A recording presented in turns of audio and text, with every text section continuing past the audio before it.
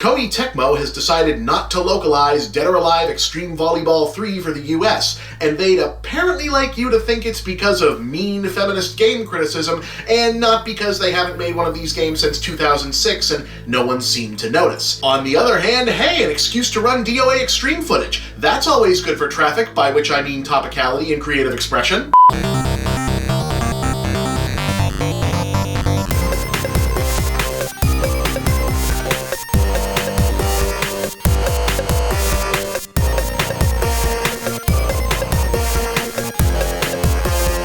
Greetings! I'm the Game OverThinker, and here's some stuff you may not have seen before if you weren't watching the show back when we didn't shoot everything on green screen. These are some toys that live on my shelves. This is a Mario doll that's like 70% bigger than a Mario doll probably ever needs to be. This is my original copy of Nintendo Power No. 1, framed. These are my original, still working NES, SNES, and a Retron 5 for HD. There's also an N64 and a Dreamcast around here, but they're still being restored. This is some art on the walls of my bedroom/recording studio. I'm working on getting some custom-sized frames. And these are my amiibos. I promised myself I wouldn't start collecting these, and then I started collecting these. I have a deep and abiding love for the golden age of video games, that much is obvious. I love this stuff, it was incredibly formative for me, and I keep tokens and pieces of it around so I can continue to live in however much of that atmosphere can be preserved. These things, they make me feel good, it's that simple. But staying in a stable place as a fan and collector requires a certain key understanding. Namely, these things will never love me back.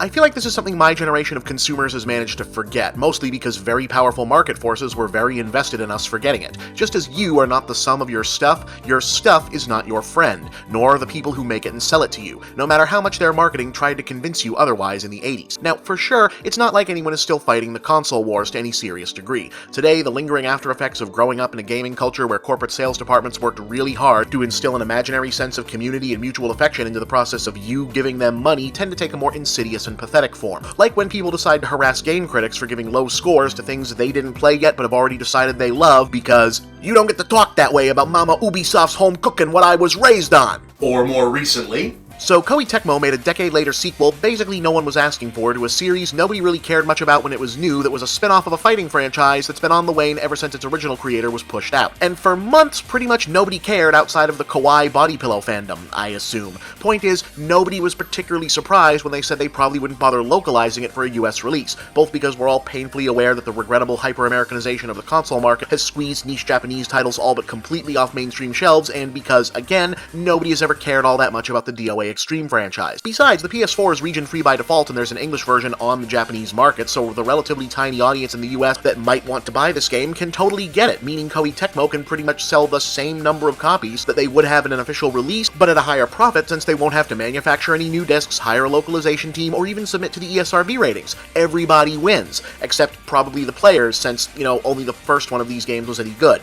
Then, suddenly, a few days ago, a Koei Tecmo community manager answered the umpteenth localization question like this. Do you know many issues happening in video game industry with regard to how to treat female in video game industry? We do not want to talk those things here, but certainly we have gone through in last year or two to come to our decision. That doesn't make any sense. And I'm not just talking about the bad English. I mean, none of that adds up. Whatever feminist social justice, whatever criticism of gaming is still actively cooking has largely moved on to championing alternatives instead of rehashing eye rolls over sexed-up character designs. And even when that was a bigger thing, hardly anyone was ever talking about the DOA Extreme games because, again, nobody cares about DOA Extreme, so there was no traction to be got. Ironically, that's probably because there was really nothing worth fussing over. The whole series is basically a big tease. I mean, it ain't exactly Betty Friedan, but when all is said and done, these games are about as dirty as a mid-1960s Annette Funicello vehicle.